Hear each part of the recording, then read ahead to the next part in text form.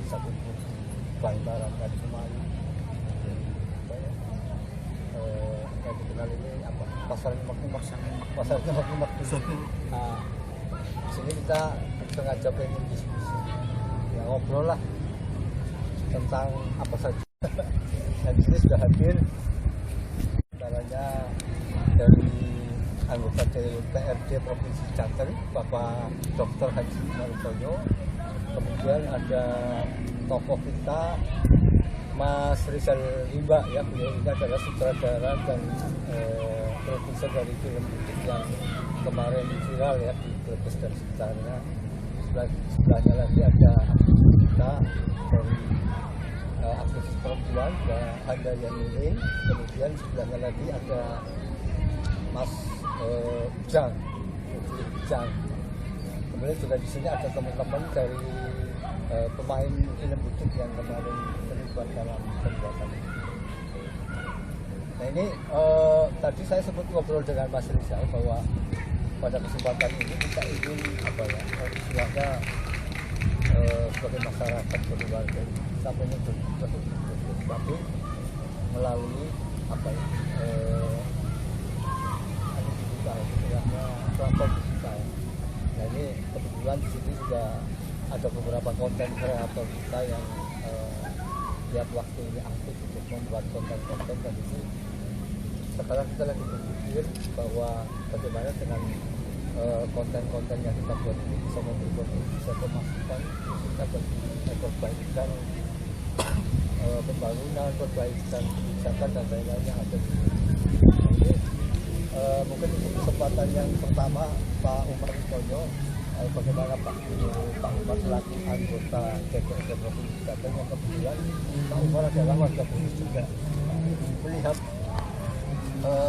perkembangan dunia digital di Brebes khususnya sosial media ini bagaimana Pak?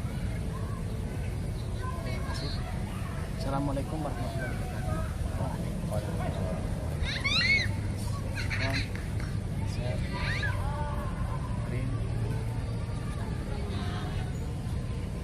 harus bisa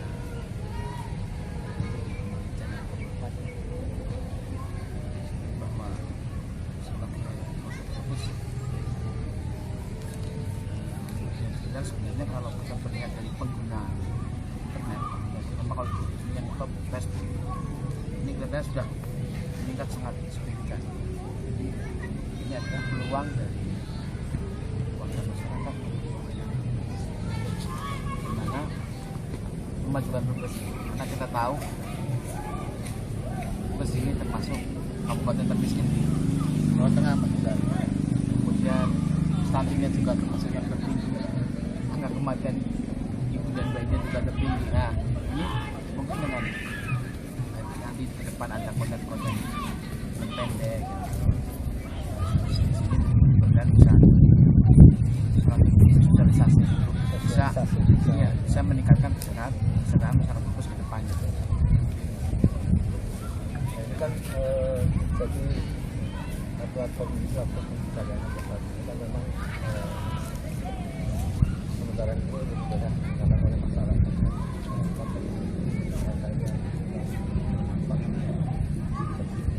Posisinya sifatnya videonya apa sih? Coba ada yang kita mengucap situasi dan kondisi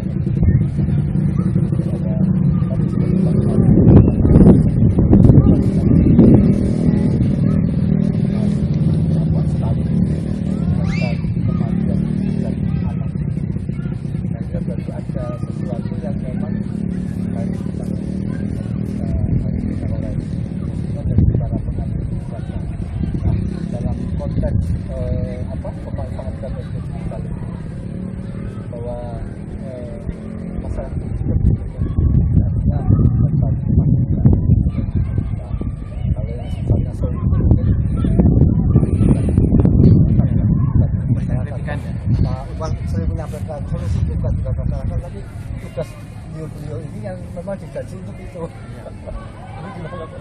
Ya betul. Jadi Bapak, kalau masyarakat memberikan kritikan, tidak usah memberikan solusi, tidak apa-apa. Memang yang harus memberi solusi ya orang yang digaji untuk itu. Baik. maupun nanti stunting. Jadi yang ke depan seperti itu. Jadi kita perlu sampaikan bahwa kalau kita melihat konten-konten yang ada di Kemali yang kita lihat yang paling aktif, ini memang kadang-kadang yang secara isi itu memang tidak tujuan untuk meningkatkan pengetahuan masyarakat, tapi malah kadang-kadang yang hal-hal yang kontroversial ya, luar kontroversial malah komentarnya paling banyak. Ini Mbak Arin ya. Ya, siap. Jadi sesuatu yang kontroversial malah komentar dari netizen Brebes ini paling banyak. Kalau yang isinya ajakan, kita tahu sendiri misalnya kayak kegiatan donasi, ya kan? Komentarnya paling kurang. Iya. Tapi tidak apa-apa, memang Bapak. Yang penting kita itu berbuat dan kita share semacam kita sudah berusaha seperti itu. Dan ada mengedukasi betul ya. Tapi Betul, mengedukasi betul ya. Masa di medsos yang di-share yang jelek-jelek kan enggak ya. Jadi yang jelek di-share ya monggo tanggung jawab masing-masing ya. Yang baik pun ajakan-ajakan untuk bagaimana meningkatkan partisipasi masyarakat dalam pembangunan Brebes harus kita share ya. Jadi berimbang. Nah, ini kan ya beberapa tahun terakhir itu Mas Rizal ini ya, pekerja sini yang biasanya sih kemudian sekarang lagi keliling Brebes dan ini membuat sebuah karya, dan kemarin sudah dibuat cek musiknya Mas Rizal, dan di situ ada nilai apa ya, ini pesannya juga bahwa salah satu kondisi yang dihadapi masyarakat itu adalah malah petani bangun, karena mereka tidak berdaya ketika berbicara soal harga. Kemudian Mas Rizal mencoba menghadapi masyarakat bisa, dan di situ ada satu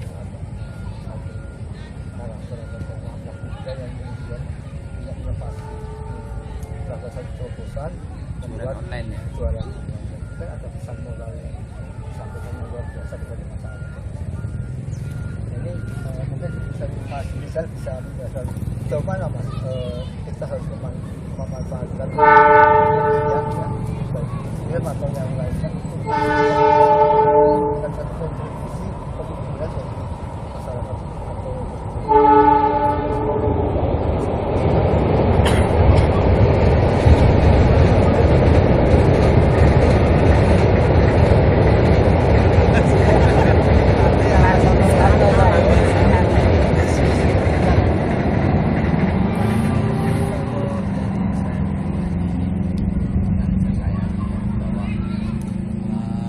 era digital ini sudah sangat berkembang pesat. Sangat disayangkan kalau momen ini atau era ini tidak kita manfaatkan pada media yang paling efisien dan yang paling menunjang secara informasi adalah media ini apapun itu isinya, apapun itu kontennya, informasi yang kita cari di situ. Kalau itu kayak Kemali Channel kita kan banyak hal yang tidak kita kan sebagai masyarakat ya kan memang mengawasi kan gitu. Kalau kitanya tidak bentuk kritik itu kan sifatnya membangun untuk masyarakat kita ya, sebagai rakyat biasa ya tugas kita gitu. Lewat media sosial ini jalan harus, karena menurutku ketika kita harus berkomunikasi langsung dengan yang tadi Pak Bapak sampaikan dengan legislatif, kadang ada batasan yang terjadi di daerah kita namanya soal PD-nya dia untuk ngomong langsung atau apa, kadang tidak ada kurangnya komunikasi maksudnya dalam mensikapi kritikan masyarakat. Iya betul. Tidak langsung ditanggapi atau Iya, direspon langsung. itu salah satunya. Kenapa mungkin media di Brebes ini, media Facebook terutama yang dijadikan alat untuk mencurahkan segala persoalan-persoalan yang ada di Brebes ini ya lewat itu. Contoh jalan rusak ya. Contoh jalan rusak, terus apapun itu kan banyak sekali ya Mas Toto, karena Betul. saya sendiri pun kadang setiap hari selalu ngikutin perkembangan, karena mungkin dari platform digital yang ada di Brebes, terutama platform Facebook, memang yang paling aktif Kemali. Makanya saya sering ngikutin, kadang komen, kadang enggak kan. Jadi menurutku media sosial ini ya harus dimanfaatkan dengan baik karena nggak ada cara lain Mas Otong. Ya kan gitu ya logikanya. Menurutku gitu nggak ada sentuhan langsung dari eksekutif terhadap masyarakatnya untuk menyelesaikan berbagai macam persoalan yang ada di Brebes. Kenapa saya sampai bikin film ini? Tujuannya memang dari awal sama teman-teman ini memang pengen punya karya untuk mengekspresikan kegelisahan kita sebagai bentuk peduli terhadap daerahnya Mas. Dengan ya sekuat tenaga kita lah, termasuk Mas Otong juga semua teman-teman yang ikut berkontribusi di film ini supaya film dari karya kita untuk bisa membangun kota kita walaupun memang dalam film itu banyak pesan moral dan banyak saya memang faktualnya kan gitu ya, dan itu yang sering direspon sama masyarakat kita Mas. Bagaimana kita misalkan kadang saya lihat di Malaysia itu hal-hal yang dipromosikan misalkan hal-hal yang sifatnya positif jarang direspon dan jarang dijadikan bahan diskusi kan gitu. Tapi ketika yang muatannya itu yang tadi dibilang kontroversial atau bahkan dibilang itu yang direspon selalu banyak. Artinya menurutku secara psikologis ya mereka masih peduli. Iya dong, kan logikanya gitu. Masih peduli karena yang direspon hal-hal yang memang sifatnya mengkritisi kabupaten kita. Ya itu salah satu bentuk bentuk supportnya masyarakat terhadap kabupatennya. Kalau dia sampai hal-hal yang berbau mengkritisi kita dan itu pun tidak direspon, itu masalah. Kalau menurut saya, kalau hal-hal yang positif orang udah tahu kok bawang jelas itu ikoniknya Brebes yang semua seluruh Indonesia bahkan di dunia itu tahu kualitas bawang Brebes. Nah, yang paling susah kan menjaganya. Bagaimana ikonik bawang ini terus dikenal banyak orang, jangan sampai punah. Kan itu persoalannya ya Mas. Manfaat dari media sosial di era digital sekarang ini ya sangat banyak menurut saya. Yang isinya memang banyak yang memang salah satu bentuk perhatian dengan mengkritisi ini ya itu kewajiban kita sebagai masyarakat. Kalau ngomongin solusi, nah itu bukan tugas kita solusi setiap hari harus cari kerjaan supaya dapat makan aja di kabupaten Bandar. Mereka kan mendapatkan istilahnya gaji, bayar negara. Betul. Jadi mereka harus ada gimana sih ketika ada problem-problem yang hadir di masyarakat, mencari solusi kemudian diam atau mengabaikan. Betul, apalagi sampai dia ngerasa diintervensi dulu loh. Oh, diintervensi. Ketika dia mengambil profesi sebagai ASN atau pegawai negeri sipil, kan jelas undang-undangnya, jabatannya ada, fungsionalnya dia untuk apa jelas ada, tugasnya ada. Jadi apa yang mau dimasalahin ketika misalkan masyarakatnya mengkritisi mereka, ya itu kewajibannya dia dan kewajibannya sebagai seorang pegawai pemerintahan yang seperti pertama ya wajibnya dia untuk merespon itu apapun bentuknya menurut saya. Ini analisa saya. Jadi memang di Brebes kan menurutku terlalu sering banyak komunikasi soal informasi Mas Otong. Dalam kegiatan apapun publishingnya kurang. Padahal era digital sekarang tuh gampang banget cuma bikin informasi tiap hari ke seluruh elemen masyarakat.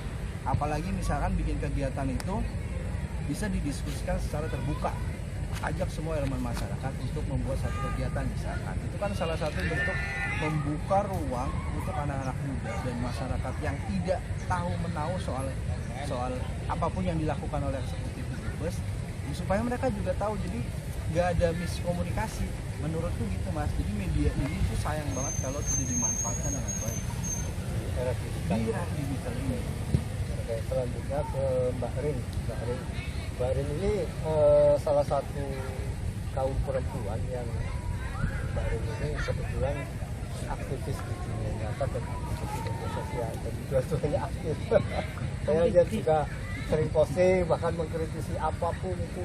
Saya lihat Mbak Rin ini satu-satunya yang berani tampil ya, speak up di media sosial. Nah ini Mbak Rin sendiri melihat bahwa media sosial di Brebes ini menurut penjenengan ini sebenarnya itu sehat atau nggak sehat untuk saat ini Mbak Rin?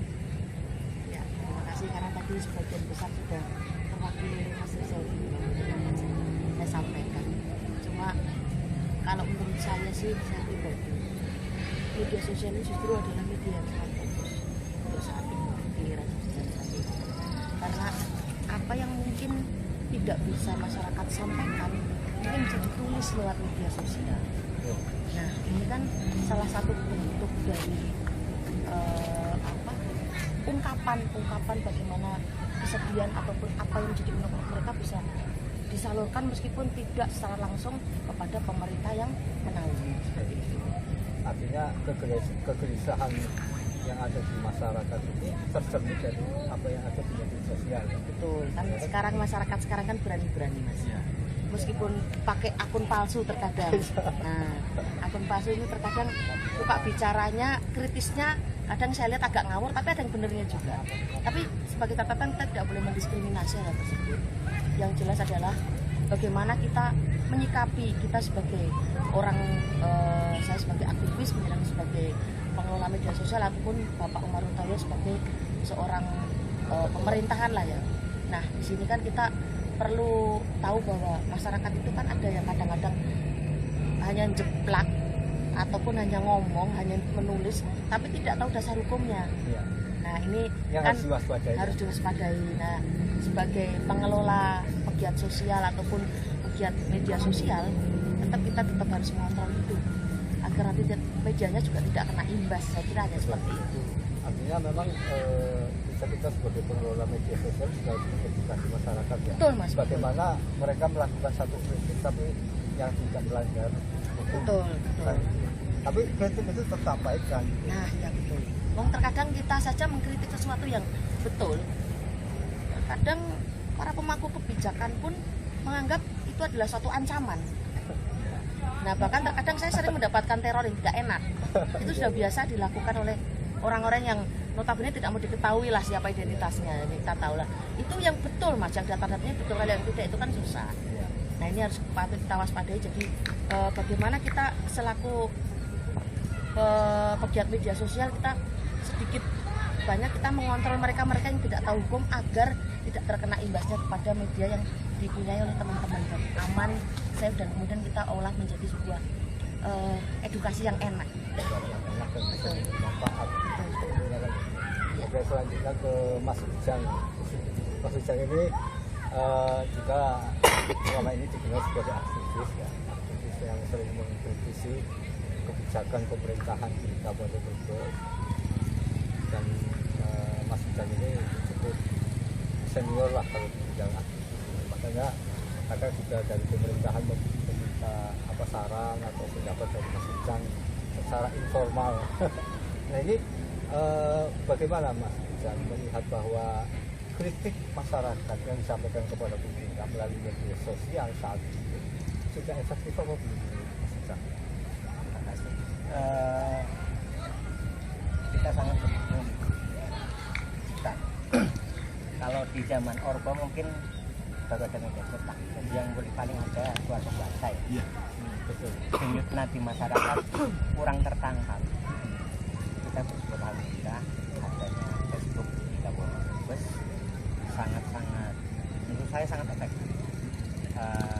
Apalagi sekarang saya lihat aktivitas teman-teman di Brebes kreatif camp itu ya, itu saya lihat juga mungkin perlu lebih disiapkan lagi, karena mungkin kita tidak bisa mendidik atau mengedukasi melalui seminar ataupun apa, justru lebih efektif ketika ada sebuah cerita-cerita pendek di mana kita bisa memberikan edukasi pada masyarakat.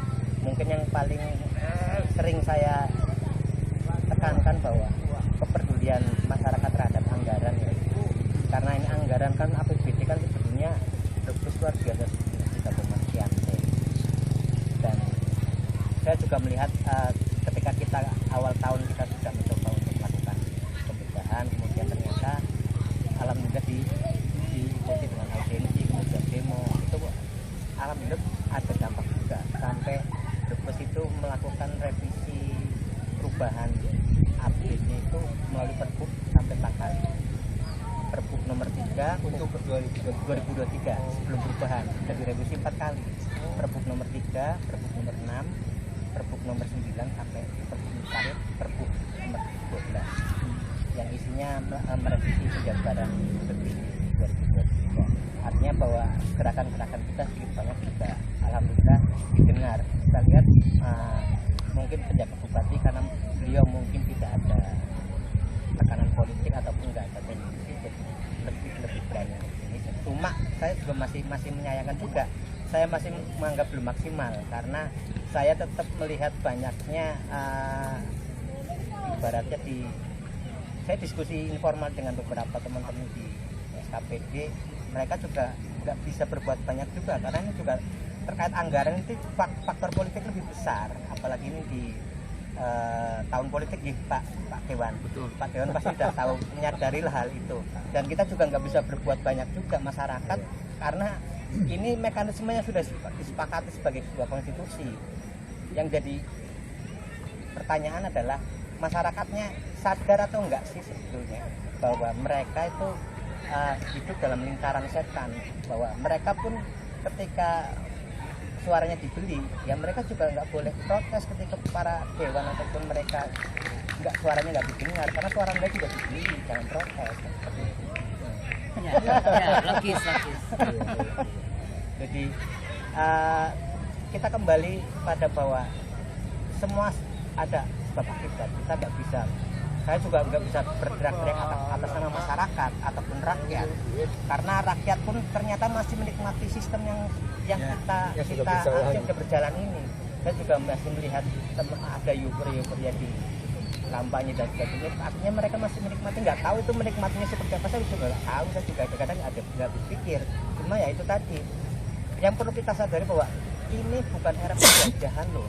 Mungkin saya sangat tertarik ketika saya mungkin kan lahir di tahun 78, jauh dari era kemerdekaan, tapi saya coba melihat di YouTube video tahun 45-an, dari tahun 1930-an sampai 45, tak lihat masyarakatnya juga kelihatannya juga masih enjoy, mereka nggak merasa terjajah, kelihatannya mungkin sama seperti sekarang juga.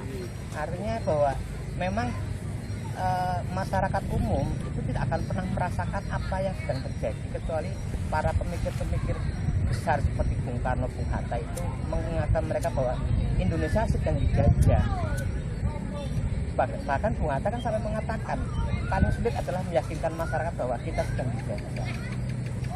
Sama seperti sekarang bahwa rakyat ini sedang dijajah oleh kepentingan politik, tapi kita masih enjoy, masih menikmati.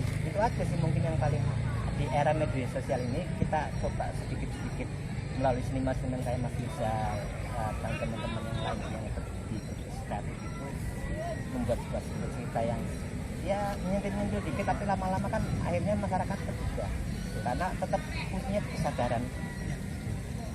Mungkin sedikit banyak sementara itu dulu ya kan. Jadi Mas Rizal sendiri kan mencerita ya, ngobrol sama saya bahwa Mas Rizal ini punya satu bisa membuat satu apa ya, Mas Rizal bisa kan luar biasa. Nah, tapi kemudian karena itu terlalu mahal, akhirnya ingin Mas Rizal melakukan politik untuk daerah, tapi melalui konten-konten yang secara visual dinilai ya, konten-konten pendek. Nah, agar itu intinya pesan moralnya itu tersampaikan ke masyarakat, jadi melalui platform Facebook, Instagram atau yang lainnya, atau YouTube atau apa. Intinya Mas Rizal ini lagi ada pemikiran membuat satu cerita terkait situasi dan kondisi yang dihadapi masyarakat. Dan ini akan dibuat, mungkin berjudul bahkan tidak lakukan. Kayak kemarin yang untuk versi bioskopnya kan bawang kan, persoalan bawang yang memang menjadi ikon masyarakat. Nah ini menurut Mas Rizal apa saja maksudnya untuk yang ingin disampaikan melalui karya-karya pendek setelah itu ini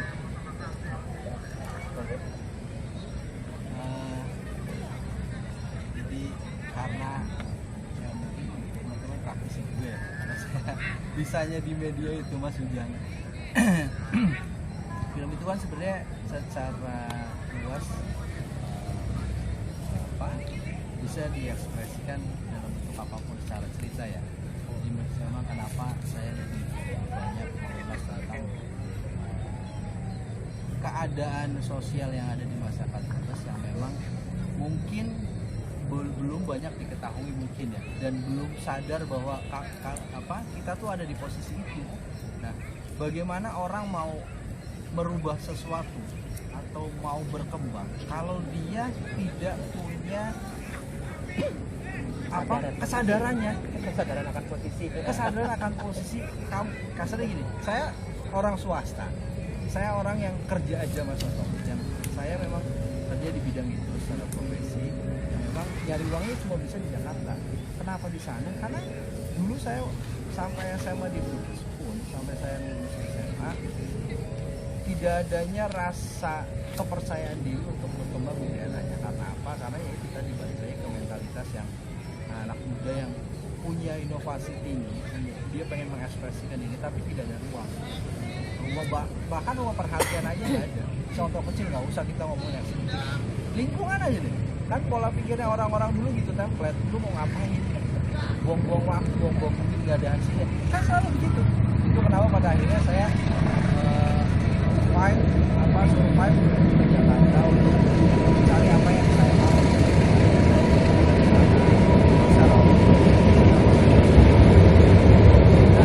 Dari situlah rasa kegiatan saya perhatian saya dan saya pengen, karena itu yang saya bisa, yang saya membuat dari dengan berbagai macam persoalan yang sadar atau tidak disadari bahwa itu harus terus diangkat. Bukan soal mengkritisi aja sebenarnya, tapi bahwa banyak pesan di film itu kan banyak sisi sentuhan-sentuhan sisi moral yang pada akhirnya orang tahu kenapa sih yang diangkat tuh orang bicaranya yang jelek-jeleknya kan gitu ya. Padahal kalau dia lebih mau menggali, itu adalah bentuk upaya mengingatkan dia untuk kamu tuh berkembang supaya tidak seperti itu. Karena edukasinya gitu ya Mas, moralitasnya gitu. Kalau dia berpikir secara diri, memang tidak gampang untuk nyentuh ke mental ke psikologi seorang sampai sejauh itu. Tapi kan itu harus terus menerus Mas Otong kayak gitu. Itu salah satu bentuk yang pada akhirnya ya untuk mengingatkan pemerintah daerah juga bahwa ini loh kondisi situasi yang di situ seperti ini. Gue yakin mereka juga pasti mikir ya Mas. Cuman ya tadi dibilang Mas, mungkin sistem apalagi politik yang memang banyak membatasi ruang mereka untuk bergerak. Mungkin, tapi itu bukan tugas kita. Sangat bukan tugas kita. Tugas kita tuh mengawasi, kita jalan ke Pebatan, di sana masih banyak lubang. Ya itu secara faktualnya kan gitu ya. Itu yang kita sampaikan. Kalau toh mereka mau sama notok, itu urusan dia. Urusan kita adalah protes, mengkritisi udah itu kan kita bayar pajak. Iya, kita beli makan aja, beli ke Indomaret, ke Alfamart aja kita bayar pajak. Ada pajaknya, pajak itu yang diperoleh oleh negara untuk bayar mereka. Kan gitu logika berpikirnya, maksudnya kita benerin aja dulu. Jadi bukan seolah-olah masyarakat itu jadi so-soan mengkritisi, enggak lah, memang tugasnya kita gitu. Kalau mereka bukan kita yang ngawasin, ya siapa dong? Masa mau dibiarin aja? Ntar yang ada ngedumul aja kan gitu. Yang pada akhirnya persoalan itu akan ada bertumbuh di masyarakatnya aja. Sini harus curusi apa segala macam, yang di sini nggak bisa dong, akhirnya ribut sendiri. Mereka uncang-uncang kaki dong, kan logikanya gitu. Jadi aneh bahwa di era digital ini kan orang bisa menyampaikan apa saja. Betul Mas, melalui media digital ya, digital, dan ada orang yang kemudian mengekspresikan itu dengan membuat satu status, menulis langsung. Iya. Ada yang kemudian membuat konten, termasuk Mas Rizal dan kawan-kawan ini, teman-teman ini kan para teman-teman ini kan, kalau Mas Rizal sudah kelasnya sama sineas ya. belajar. Ini teman-teman di sini juga dari segi acting, dari segi apa ini ternyata kan juga kalau lihat di film itu sudah luar biasa. Artinya ada potensi yang luar biasa dari masyarakat itu yang sebenarnya bisa dioptimalkan. Iya, Optimalkan. Ini ada Mas Ipe, ada Mas Ewok, ada Mas Ayu. Mereka ini ternyata kan punya talenta di bidang itu, dan ini bisa dimanfaatkan untuk cerita, untuk menyuguhkan satu karya dalam bentuk audio. Nah, ini Bapak Umar Utoyo. Pak Umar, ini menurut Pak Umar bagaimana dengan apa namanya setelah pasca film buku yang kemarin, kemudian kan ada pilihan tahu juga bahwa mereka ini sangat apa itu atas intensitas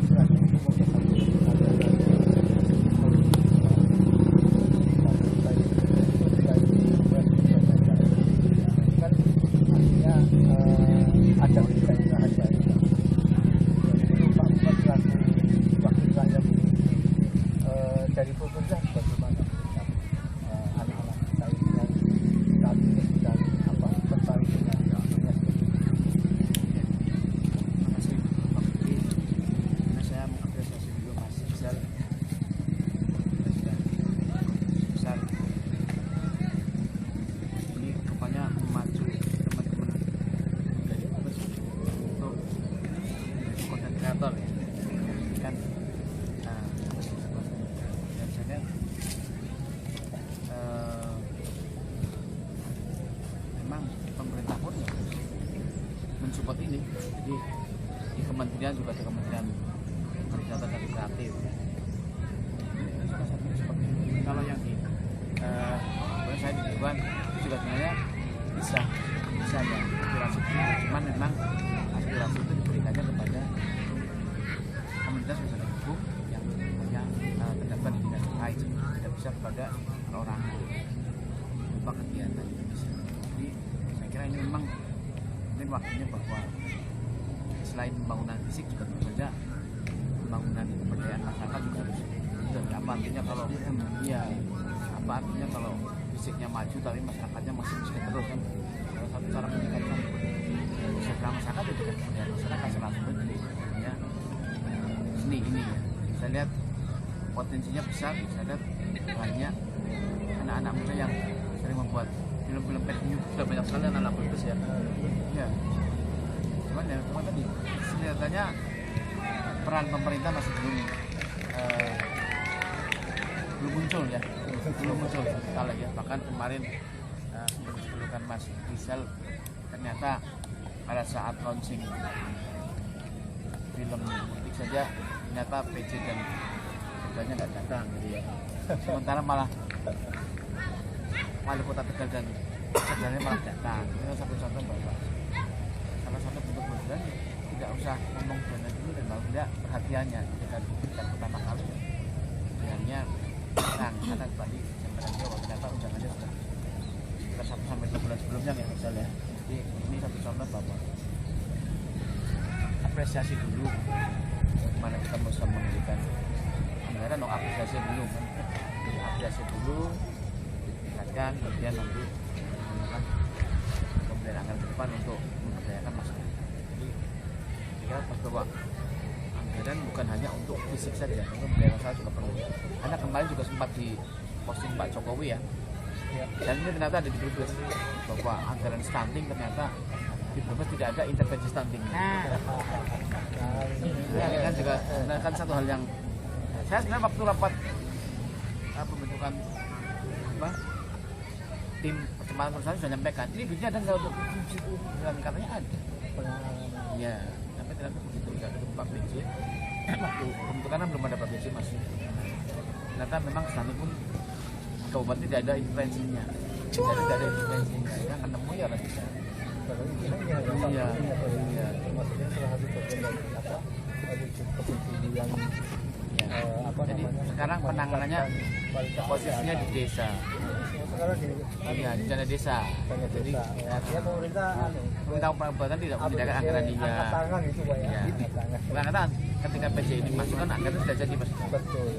Di anggaran 2022 sedang berjalan, anggaran 2023 sudah jadi seperti ini. Jadi kan gini Pak, sekarang kan ada satu kebijakan ya, ketika teman-teman dari Alpata yang dari APT kan karena isunya mengangkat mengkritisi soal anggaran yang sudah pas lah. Cara ada satu kebutuhan yang diamankan tapi ada yang tidak. Nah kemudian setelah itu lahirnya sebuah surat edaran ya, kan itu nggak efektif. Karena apa? Itu dewa itu kesenian bilang ke saya, surat edaran itu kalah dengan perda. Ya betul. Dia bersumpah. Jadi satu cara kalau lalu harus ada perda yang baru lagi. Nah, artinya itu kan kemauan. Iya. Sebenarnya ada jalan, Iya. cuma tinggal mau apa tidak. Betul. Jadi kalau kita belajar panjang sama saya share yang Cilacap ya, Mas Tongkas saya sempat share ya. Jadi di sana ada pergeseran anggaran bisa. Bagaimana skala prioritasnya dirubah juga bisa. Ini sudah luar biasa sekali. Artinya gerakan moral Ya. dari Mas Ujang, Mbak Erin dan kawan-kawan itu sudah luar biasa. Artinya saya tahu sendiri, ya, karena saya juga terlibat di dalamnya. Mereka mau unjuk rasa saja, yang menjegal itu banyak sekali. Berbagai saja. Tapi alhamdulillah terlaksana juga kendala-kendala berat dan cuma tadi. Nah, ketika mengingat satu objek yang diharapkan, ternyata ada problem di perda. Sudah perda, nggak bisa ditahan lagi, nggak bisa diubah lagi. Nah inilah yang kemudian, nah itu kan saya kan pikirnya gitu, sebuah peraturan atau sebuah regulasi itu misalkan perda ya bisa diubah dengan segala undang-undang dengan undang-undang lain kan pun ya tapi jadi sebagai kemauan ada kemauan enggak. Kalau ada kemauan ya wis. Surat edaran kalah Secara hierarki ya. secara hierarki kalah. Nah ini pada kesempatan ini juga kan ada teman-teman barangkali ada sesuatu yang ingin didiskusikan Mas Ipeng atau Mas Ali. Mas Ipeng mungkin apa menyampaikan Wah, semangat numun onyong oh. unik-unik Hubung akeh. Enggak apa-apa ngomong apa saja lah ini kan bebas. Halo Bapak, halo assalamualaikum teman-temanku dari Kembali Channel. Pak Amit apa ya? Ikut ngomong kan barangkali. Saya kan termasuk muda alhamdulillah.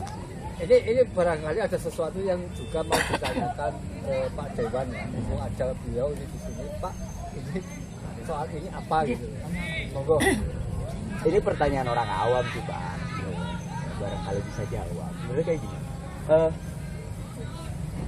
Yang beredar di media sosial nih, kita tahu sendiri lah kalau Brebes itu termasuk ke dalam kategori miskin ekstrim. Sampai sekarang itu bener atau enggak?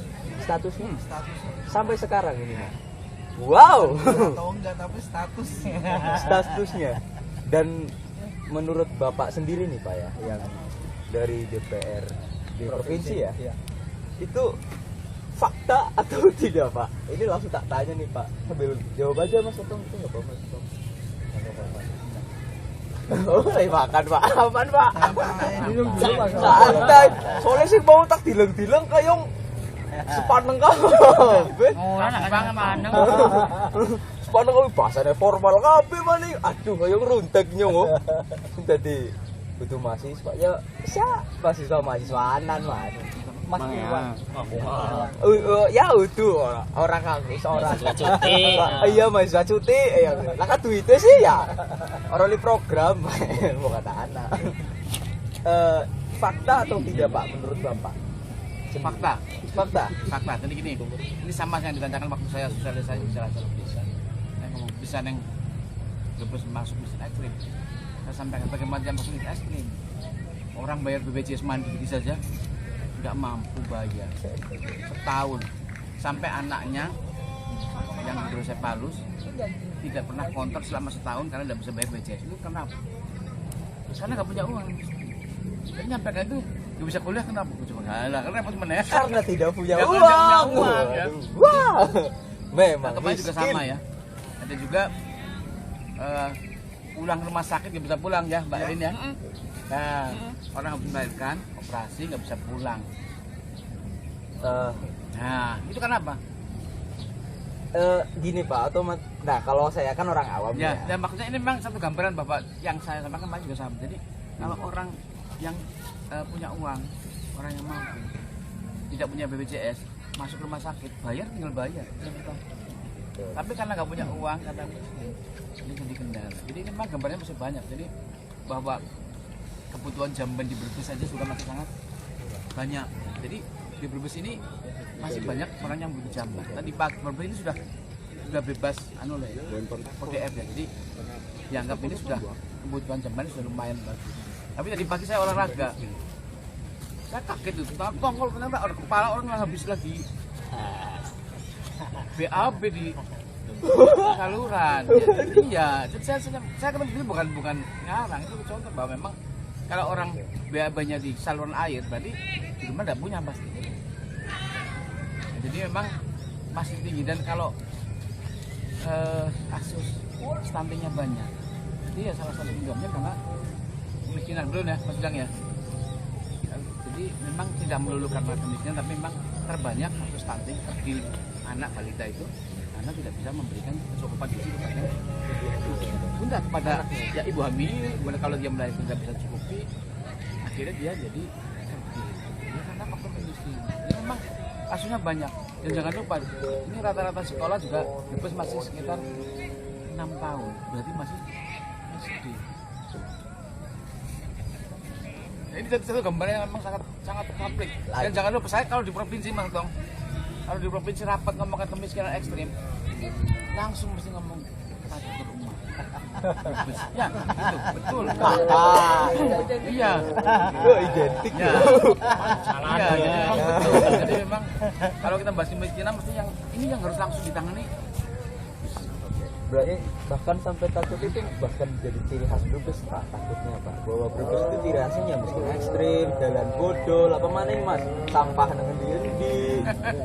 Ya sing lagi Alun-alun Semrawut. Nah iya kue, apa maning mbak sebut apa ya apa sebutna. Amin. Kalau itu kita amin. Nah, ini bukan bicara benar salah, tapi menurut siapapun yang bisa jawab. Apa sih sebenarnya? Untuk benar salah apa ya? Tak untuk sebenarnya Pak. Untuk salah siapa? Kalau kita salah sing milih. Ya nggak bisa juga, nggak bisa kan tadi ada yang bilang kalau salah yang milih ya karena dibayar juga kan. Kan kompleks juga saling sayembara maksudnya. Sayembara ya. Nah kalau kita di amplop tampani, amplop sana tampani lah. Aduh. Tapi masalah pilihan kan nggak bisa diintervensi. Ini mumpung ada tokoh pemerhati perempuan dan anak. Iya. Oh iya. Kan gini Bu, jadi ini Brebes ini sudah beberapa kali penyandang predikat kabupaten layanan. Tapi kasus-kasus yang menimpa anak-anak ini masih masih ada perlakuan yang tidak layak terhadap anak, kemudian ada kasus pelecehan seksual dan lain-lain yang korbannya adalah anak. Jadi sejauh mana kebijakan atau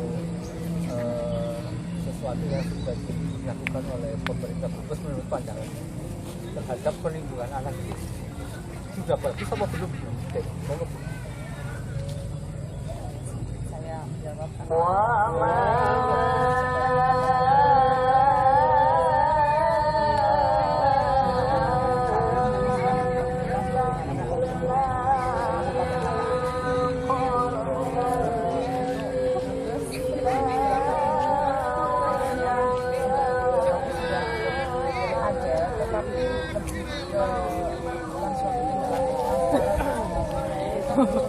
Kasus kekerasan perempuan dan anak itu sangat banyak. Ketika itu terjadi, kadangkala yang seharusnya penyelesaiannya secara lintas sektoral ya sering menjadi jadi seharusnya itu memang itu jaga berkaitan juga dengan sosial, berkaitan juga dengan dinas kesehatan. Itu seorang pemimpin kita berharap akan lebih baik jika itu diselesaikan secara lintas sektoral dan bersinambungan. Kalau hanya menangani kasus-kasus yang muncul itu tidak akan menyelesaikan masalah, karena di sini butuh selain penyelesaian masalah tapi kayak anak itu anak-anak juga harus ada bimbingan konseling di sekolahan untuk mereka tahu bahwa bagaimana kenakalan remaja yang biasanya karena pendidikan seksual yang kurang Artinya ibu melihat bahwa ini bukan semata-mata menjadi tanggung jawab dari RKP, tapi masih ada atau masih terlihat bahwa koordinasi yang kita tidak sebenarnya tanggung jawab koordinasi ya. Sebenarnya ini tanggung jawab seluruh semua pihak. Oke, sepakat. Ya. Jadi kasus-kasus ini biasanya kasus kekerasan perempuan dan anak itu pelakunya pasti orang dekat, tidak orang jauh. Dan laporan dari masyarakat ini yang harus tingkat sosialitasnya harus dibangun bersama. Kalau ada kasus yang harus berani melapor. Seperti kasus yang kemarin kan sampai malah akhirnya bagaimana supaya kasus itu berhenti damai. Akhirnya tidak menimbulkan efek jerah. Berarti artinya ibu sepakat bahwa untuk menangani kasus-kasus ini terkait anak ini tidak boleh ada restoratif justice, tidak boleh ada tadi kekeluargaan, lebih itu harus ada efek jerah biar yang lain juga menjadi perhatian bagi yang lain. Apalagi kalau kasus pedofil ya, kasus pedofil itu biasanya korbannya tidak satu, pasti Berantai. Banyak sekali. Nah kalau tidak diberikan efek jerah nanti korbannya juga akan makin banyak, apalagi kalau diselesaikan hanya dengan pernyataan. Boleh saya tambahkan lagi? Ya, mohon. Sedikit saja saya agak risih dengan beberapa hal yang saya temui. Artinya banyak anak-anak remaja yang ikut anak-anak jalanan. Ini yang saya sendiri mengalami saat di lampu merah bisa saya omongin. Bung sekarang saya di lampu merah setanggal aja, begitu saya berhenti lewat lampu merah, salim mak kan gitu. Iya, salim mak. Saya bilang kamu harus pulang 2 hari sekali. Pulang mak. Ini yang masih bisa saya kontrol. Setanggal itu tidak jadi tempat mangkal ya. Sekarang jadi tempat mangkal ini kebanyakan itu ada anak-anak perempuan. Pindahan lokasi ya. Saya bilang kalau kamu dilecehkan sama anak-anak ini kamu bilang sama mak lewat jam segini. Dulu ngundangin mak semua salim semua aja kayak mak pangsi ya, salim semua. Nah ini kan begitu minimnya perhatian dari pemerintah, terutama itu kan di desa juga di sekitar. Minimal ada upaya. Kalau saya sih, saya hanya saya beritahu mereka nurut. Tapi kalau yang daerah-daerah lain sampai dengan kayak gini di SD, di gedung bangunan, itu sering kali terjadi. Dulu saya sering sekali loh waktu dulu menghadapi anak-anak ini dipulangkan ke saya, anak-anak perempuan usia remaja itu dipulangkan ke saya dan kemudian saya antarkan ke rumah. Terjadi korban pelecehan seksual. Dan ini pun tidak sama sekali, saya sering ngomong kepada pemerintah setempat juga tidak direspon. Desa juga tidak direspon. Ini ngapa? Kan tidak sama nggak bisa, kita juga kepolisian juga. Betul. Kita juga sering kemarin ya. Sering mengantar kita ke tongkol pembinaan ya. Kita buat suatu saat kita buat operasi ya. Betul. Karena kan juga saya memprakarsai operasi pembinaan pertama hampir tidak mau. Iya, karena alasannya betul dana dan anak-anak ini sering-sering lihat. Ini nggak ada SOP-nya, nggak ada itunya gitu loh. Moga barangkali Bu Devi mau nambahkan. Ya mungkin sedikit Bu.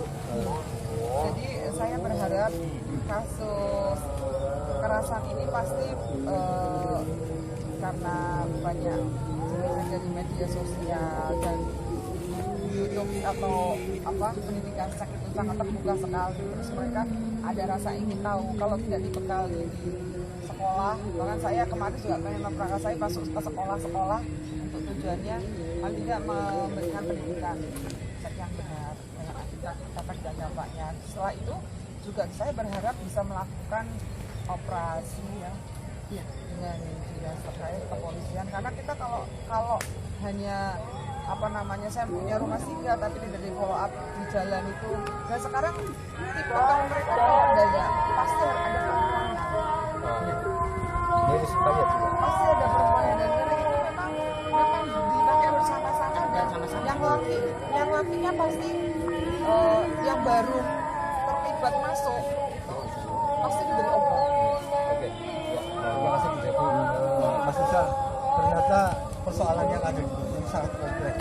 Hanya soal kemiskinan, soal tadi stunting, juga persoalan anak-anak. Ini mungkin terakhir apa yang mau disampaikan Mas Rizal untuk berpesan. Berat sekali. Dia sebagai seorang seniman,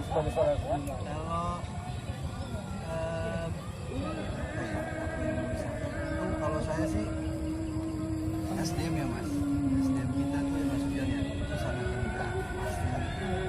Bagaimana mencari solusi cepat tidak bisa dipikirkan sendiri Mas.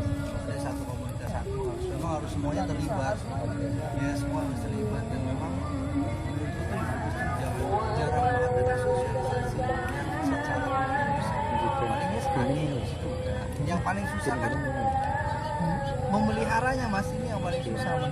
Jadi makanya di era digital ini sebaik-baiknya selalu di up supaya mereka ada kegiatan lain. Ininya gini nih, mereka ngepang kan butuhnya adalah uang ya sebenarnya, acuannya itu supaya bisa mereka ngamen, bisa eksis juga. Jadi kalau mungkin itu bisa diarahkan ke kegiatan hal yang positif, Dan memang kurang perhatian pasti yang angkatan positif mungkin itu akan merubah sedikit dari cara berpikirnya teman-teman. Makanya era digital sekarang kalau tidak sangat dimanfaatkan itu sayang banget Mas, sayang banget, apalagi yang tadi disampaikan oleh Mas Hujan. baik, terima kasih Mas Rizal. Terakhir Pak Umar Utoyo. Ya, betul. Jadi posisinya saya jadi bahwa kita sebagai anggota masyarakat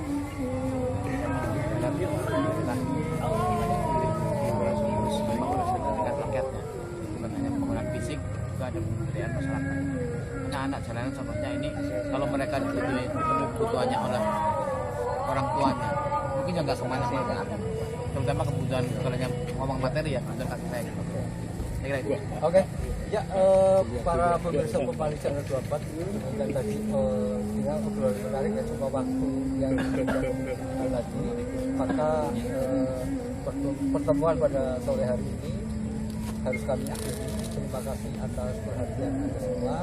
Semoga apa yang kita diskusikan di sini bermanfaat untuk Anda semua dan untuk kita semua. Selamat sore. Wassalamualaikum warahmatullahi wabarakatuh.